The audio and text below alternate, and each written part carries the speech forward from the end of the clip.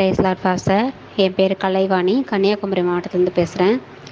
ஏற்கனவே நான் கொஞ்சம் ஜெபம் பண்ணியிருக்கேன். நான் ரொம்ப பயத்தில், ஒரு மரண பயத்தில், அப்படி ஆவிக்குரிய வாழ்க்கையில் எழும்ப முடியாமல் ரொம்ப இதாக இருந்தேன். நீங்கள் தான் எனக்கு நல்ல வார்த்தை, அதை கர்த்தர் உங்களை கொண்டு எங்கூட நிறைய விஷயங்கள் பேசினார்.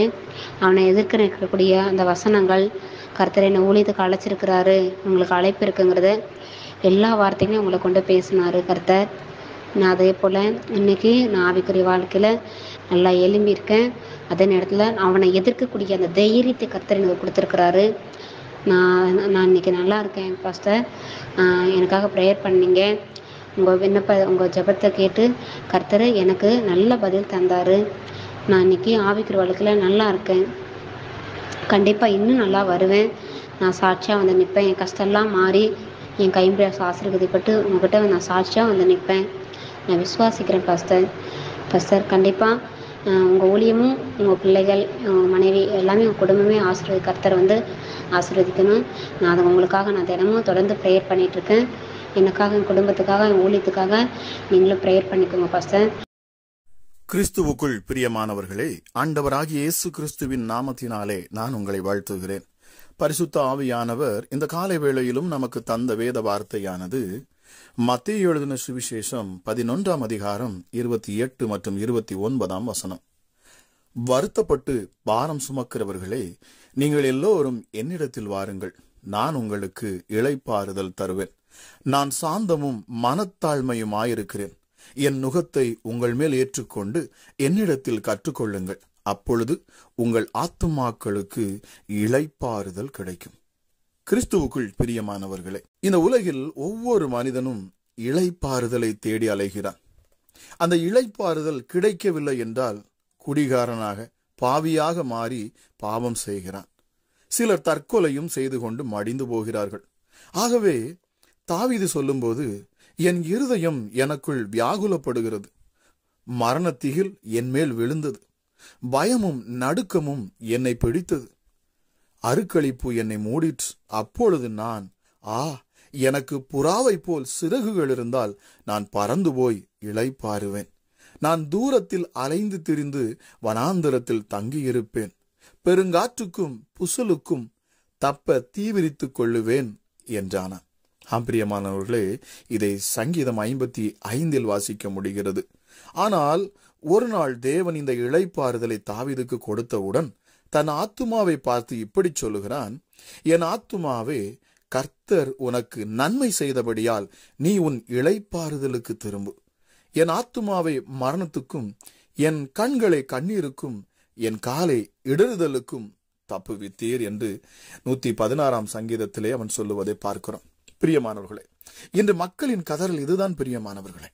பாரம் சுமந்து எங்கள் கழுத்து நோகுகிறது, நாங்கள் உழைக்கிறோம், எங்களுக்கு இளைப்பாறுதல் இல்லை, எங்கள் இருதயத்தின் களிகூறுதல் ஒளிந்து போயிற்று, எங்கள் சந்தோஷம் துக்கமாய் மாறிற்று என்றார்களாம். பிரியமானவர்களே, ஆகவேதான் இயேசு சொல்லுகிறார், வருத்தப்பட்டு பாரம் சுமக்கிறவர்களுக்கு இளைப்பாறுதலுக்கான அழைப்பை நான் கொடுக்கிறேன். ஒருவனிடத்தில் ஒரு மனிதன் வரும்பொழுது பிரியமானவர்களே, அங்கே ஒரு 3 விதமான இளைப்பாறுதலை தேவன் வைத்திருக்கிறாராம். அது முதலாவது இந்த உலகில் அனுபவிக்க வேண்டிய இளைப்பாறுதல், 2வது மரித்த பிறகு உண்டாகும் இளைப்பாறுதல், 3வது நித்தியமான பரலோக வீட்டில் இளைப்பாறுதல். பிரியமானவர்களே, ஆண்டவர் சொல்லுகிறார், மீண்டும் சொல்லுகிறேன், வருத்தப்பட்டு பாரம் சுமக்கிறவர்களே, நீங்கள் எல்லோரும் என்னிடத்தில் வாருங்கள், நான் உங்களுக்கு இளைப்பாறுதல் தருவேன். இங்கே பாரம் என்று இயேசு கூறுகிறார். பாரம் என்றால் மனிதனை அழுத்துகிற பாவமே, அதுதான் பாரம்.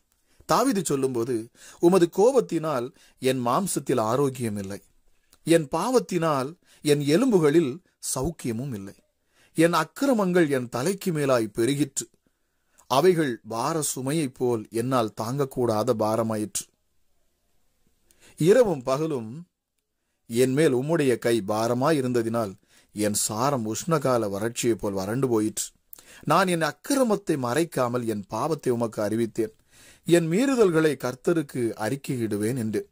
தேவரீர் என் பாவத்தின் தோஷத்தை மன்னித்தீர் என்று சங்கீதம் 32 பார்க்கிறோம். பிரியமானவர்களே, பாவம் மனிதனின் வாழ்க்கையை கசப்பாகி விடுகிறது.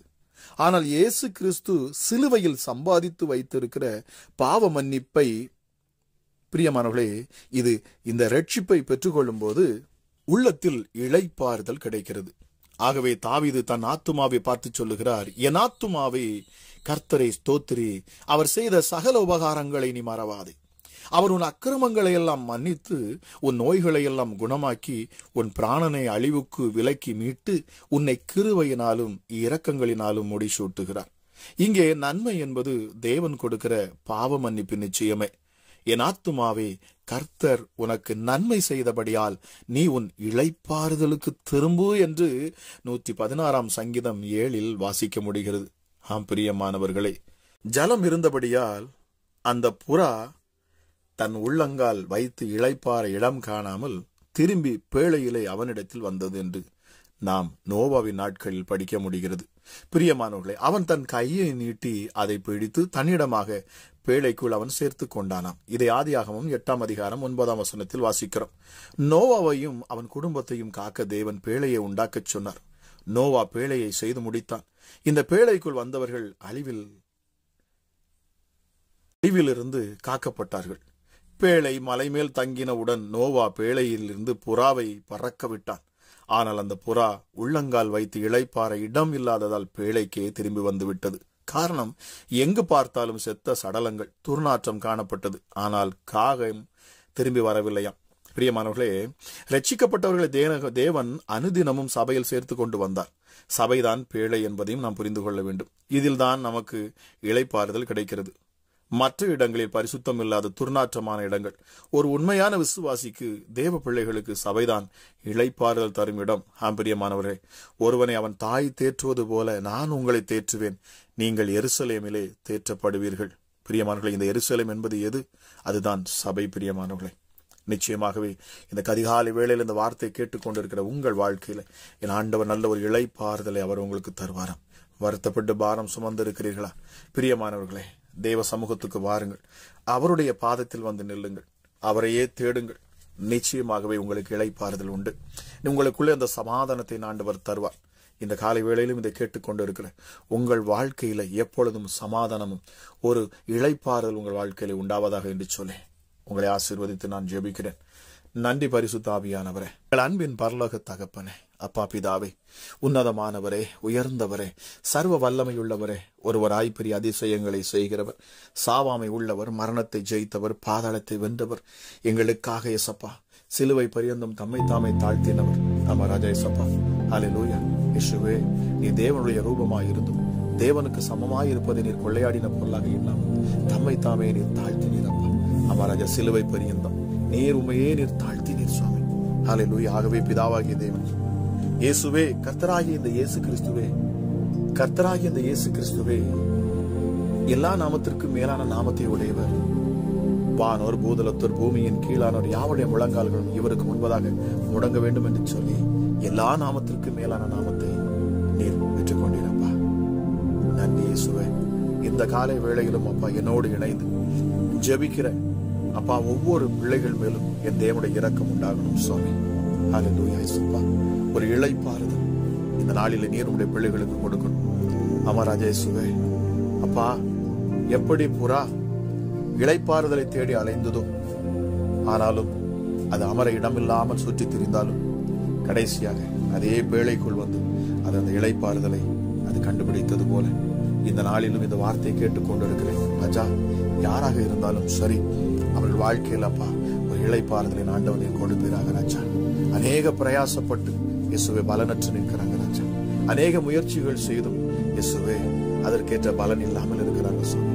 ஆமா ராஜா இயேசுப்பா, சோர்ந்து போயிருக்கிற நம்முடைய பிள்ளைகளுக்கு என் ஆண்டவர் நீர் இந்த நாளில இளைப்பாறுதலை நீர் கொடுப்பீராக சுவாமி. எஸ் டாடி, மகத்துவம் உள்ள தெய்வமே, ஒவ்வொரு உள்ளங்களையும் என் ஆண்டவர் நீர் தேற்றுவீராக. பரிசுத்த ஆவியானவரே, இப்பொழுதே ஒவ்வொரு பிள்ளைகள் மேலும் அப்பா உம்முடைய வல்லமை இறங்கணும். உங்க மகிமை பிள்ளைகளை சூழ்ந்து கொள்ளட்டும் அப்பா.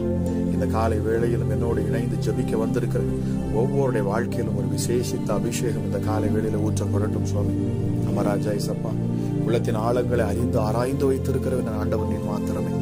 அமராஜா இசப்பா, ஒருவேளை என் கணவன், என் மனைவி, என் பிள்ளைகள், பெற்றோர் யாராக இருந்தாலும் என் உள்ளான மனுஷனை அவர்களால் அறிய முடியாது.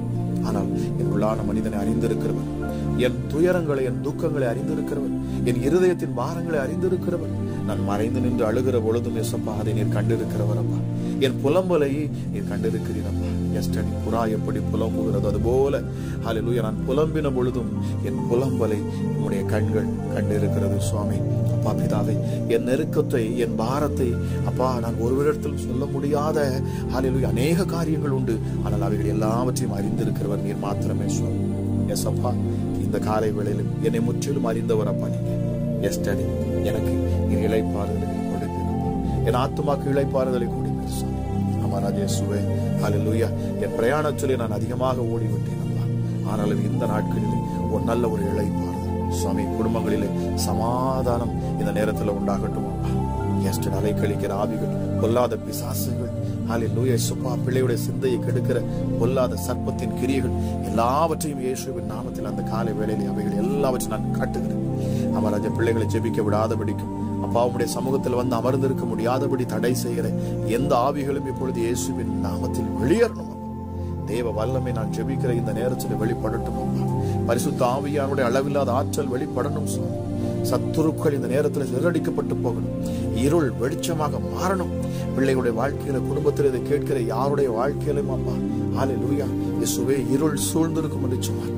இப்பொழுதே பிரகாசிக்கிற வெளிச்சமாகி என் தேவாதி தேவன் அமராஜேசப்பா உம்முடைய வெளிச்சம், உம்முடைய முகத்தின் அந்த பிரசன்னத்தின் வெளிச்சம் ஒவ்வொரு மேலும் இறங்கட்டும் அப்பா, இறங்கட்டும் சார்.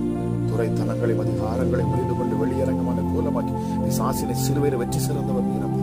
அவன் தலையை நசுக்கி போட்டவர், அவன் கிரியைகளை முழுவதுமாக முறியடித்தவர் அப்பா.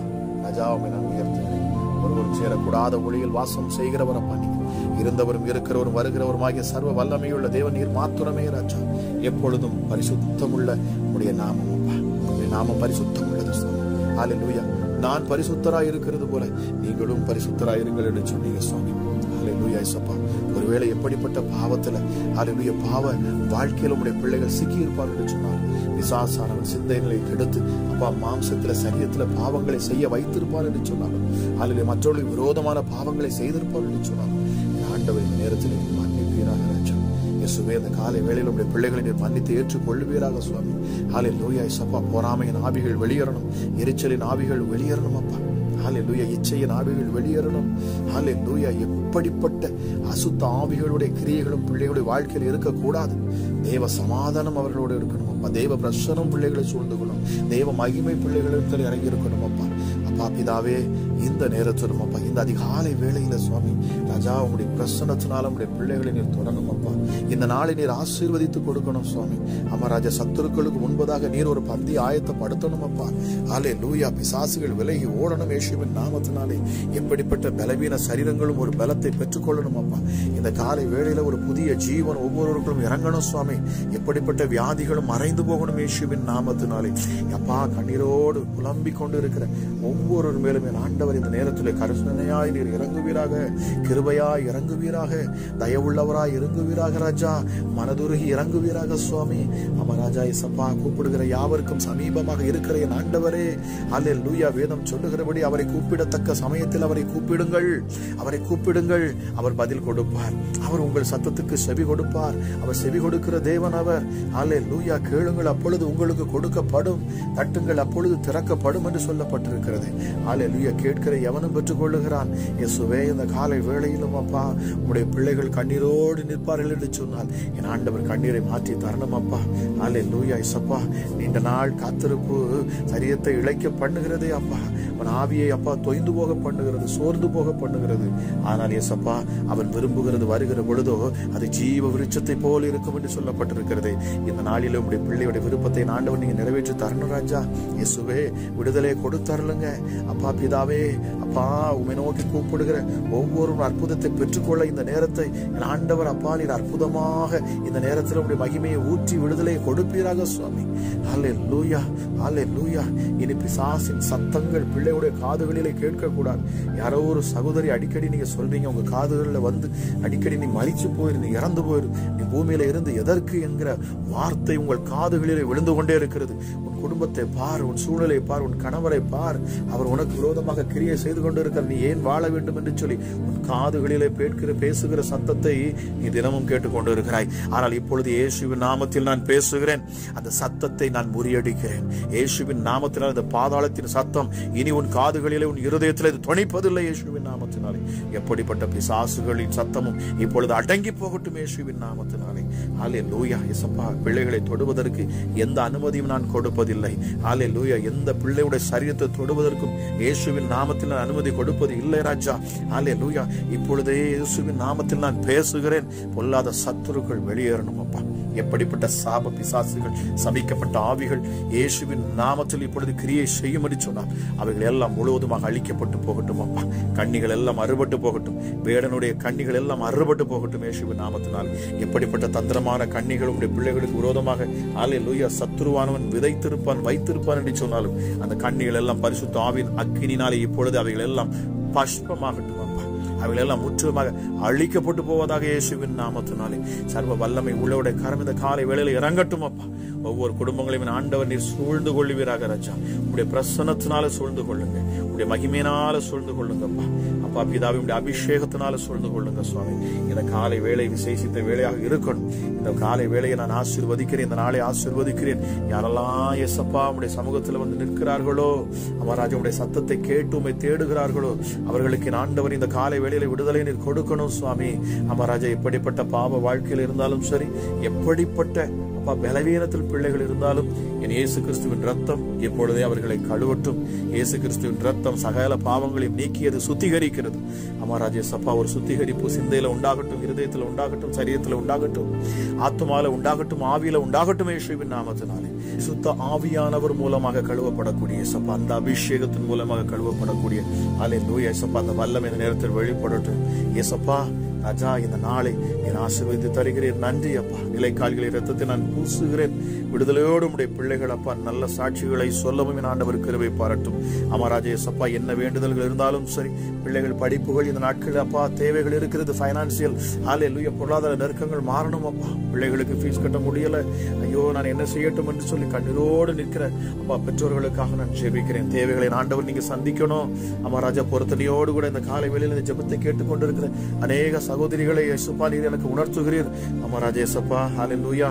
ராஜா, தன் பிள்ளைகளுக்கு தேவையான பண உதவிகளை ஆண்டவர் நீர் அப்பா செய்யணும் அப்பா. பொருளாதார நெருக்கத்தை மாற்றித்தாங்க, தேவைகளை எல்லாம் சந்தித்தாங்க. அமராஜேசப்பா, நல்ல சாட்சியோடு நிற்க என் ஆண்டவர் நீங்க உதவி செய்யணும். அமராஜா, உண்மை நேசிக்கிற, உண்மை நம்புகிற உடைய பிள்ளைகளை ஒருபோதும் சத்துருவின் கையில் விட்டு கொடுப்பதில்லை. ஆகவே அப்பா, உம்முடைய கரத்துல நான் ஒவ்வொருவரையும் தந்து நான் ஜெபிக்கிறேன். எப்பொழுதும் பாதுகாப்பு இருக்கும். இயேசுவின் நாமத்தில் கேட்கிற ஒவ்வொருவரையும் ஆசீர்வதிக்கிறேன். அளவில்லாத சமாதானமும் சந்தோஷமும் கிருபையும் நிறைந்து பிள்ளைகளை ஆசீர்வதிக்கட்டும் என்று சொல்லி துதிகர மகிமை எல்லாம் உமக்கு ஒருவருக்கே செலுத்துகிறேன். என்பது இயேசு ரட்சகராம் அப்பா, உம்முடைய நாமத்தில் ஜெபிக்கிறேன். ஜெபம் கேளும் எங்கள் ஜீவனுள்ள நல்ல பிதாவே. ஆமென், ஆமென்.